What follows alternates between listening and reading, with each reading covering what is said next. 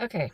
Good morning, sweet friend. It is Tuesday. I did not have a chance to do anything on Monday, and I honestly have to take my glasses off because I can't. I have bifocals. If I want to see you, I need to be like this, which is awkward. And if I'm right here, then I can see far away, but I just feel cross-eyed. So just a moment. Okay. Monday was a zoo for me. And I will tell you about that. But one thing I want to tell you that happened. If you, say I'm taking you, my sweet friend, I know that you probably already know all of this, but it got by me somehow. I went to see the endocrinologist yesterday because my thyroid levels were not being regulated.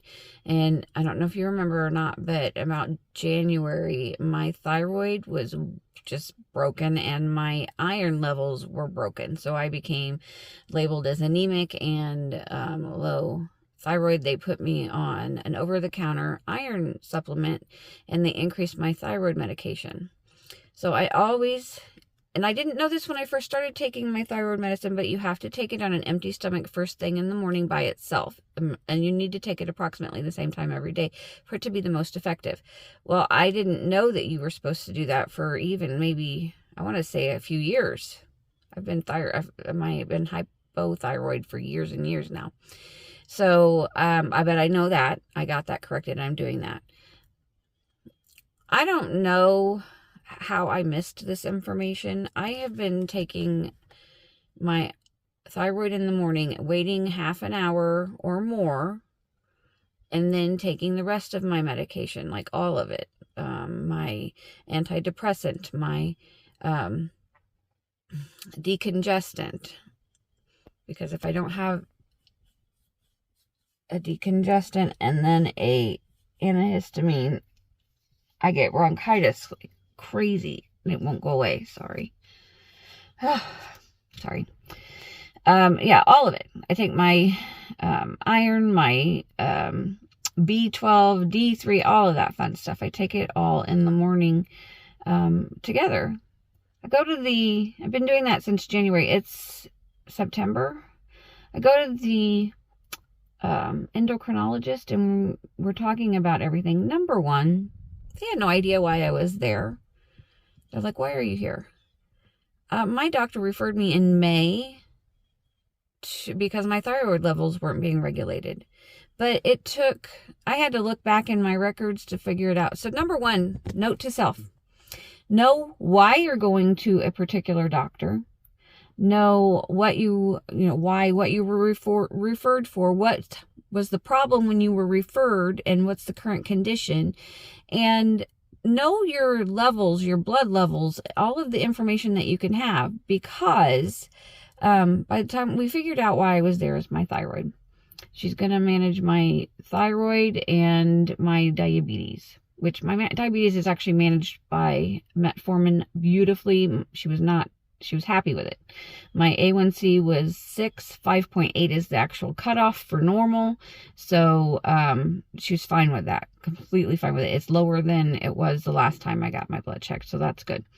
But they did a microalbumin, I'll get this wrong, microalbumin test, and it was elevated. And she said, if it's elevated, the next time we need to start you on a medication because that's a sign that your kidneys are not doing well. And I'm like, I remembered seeing that. And I said, that's not the first time that's been high. And she's like, well, it was just high today. I said, no, if you look in my chart, you'll see that it was high before this. Sure enough, I was right. And then she's like, your blood pressure was okay today. It was 138/95. And I knew that second number had been high. I went and looked on my chart and it had been high since 2018. And I said to her, is it not a problem that second number is high? She's like, well, it was fine today. And I said, yes, but it's been high since 2018. I had to argue for myself to make sure that the specialist had all of the information she needed to treat me it was ridiculous. I mean, we could have wasted 6 months worth of time for her to realize that these things were issues, because, we'll see you in 3 months. And, so, oh, that was high last time. Let's do it one more time. That's how the doctors work. So make sure you know your levels. And then we were talking about, I said, my iron, who's managing my iron? And she's like, I don't manage iron. She said, your primary care doctor will manage your iron. I said, no, my primary care doctor referred me to somebody, but I can't remember who. And it turns out a gastroenterologist is who I'm seeing for that.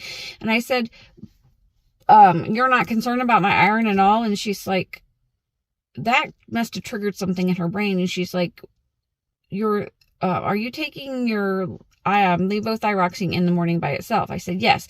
And she said, when do you take your iron supplement? I said, about half an hour later, usually. She's like, oh, no. You must spread those out at least 4 to 5 hours. I'm like, she said that the iron and the levothyroxine fight against each other for effectiveness. I'm like, I've been taking iron supplements, trying to get my iron up since January, and no one, it was just a casual comment on my part that triggered that. I've seen my doctor regularly every 3 months since January, so at least 3 times. She's retired, by the way. Now I have a new doctor.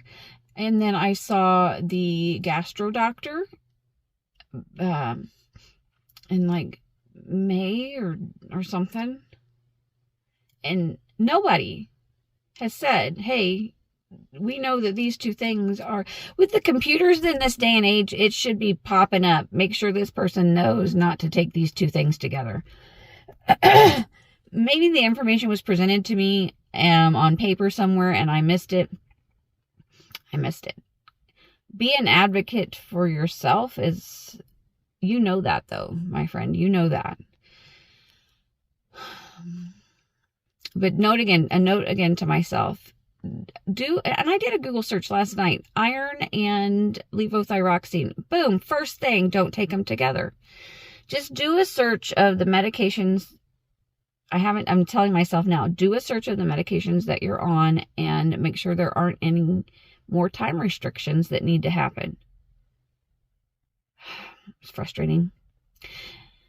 Okay, so yes, Monday was a zoo. I had all 3 kids to get to school. Christopher's kindergarten, Callahan and Mila, a 3-year-old preschool. It's all in the same place, the one building and then another. They're connected. But Christopher has to be there by 8:30, and Mila also has to be there by 8:30 for breakfast. So we took Callahan and Mila early so that they could play and then have breakfast, and then Christopher. I needed a shower because I had to go to the doctor. So Callahan got us up at 5:30 a.m., which was earlier. I had my alarm set for 6:20. So 5:30 a.m., nobody goes back to sleep. We're all awake, which is so much fun already. And then they're hungry. Mila and Cal wake up hungry. So I'm feeding them, trying to get everything organized. And I think I have everything set. They've all got food. They've all got an activity to work on. I'm like, I'm going to go take my shower. Little Miss Mila, I want more strawberries. I said, you can have some more strawberries later. Those strawberries are for Papa's lunches for work.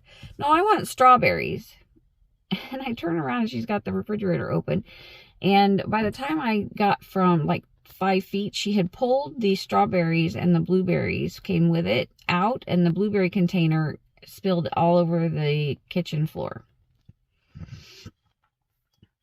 And I just said, thank you, Father God, that your will is being done. I guess I'm just supposed to clean this up. I just took a deep breath. I said, you know what? Go ahead, take those strawberries. We'll buy some more strawberries. And let me clean this up. And then I have to get my shower. So it was just, I could have been an opportunity. I'm praising myself. It could have been an opportunity to explode. And I didn't. I stayed calm the whole time. But I tell you what, by last night,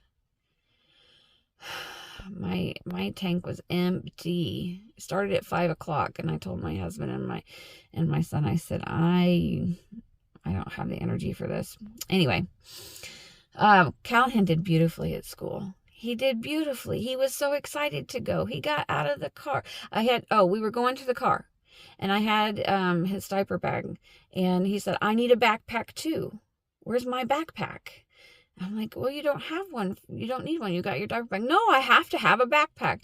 And I knew we had extra backpacks, so I just went and found one, and I put the stuff from his diaper bag, extra clothes in there, and I put his name on it, and I'm like, okay, this is your school backpack now. And then I tried to make sure his mom knows so that it can go back and forth with him that this is his school backpack. But he did so good. He just marched right in there. Mila took his hand and took him into the gym, and they played. I gave him kisses. It was just, I'll put a picture here for you.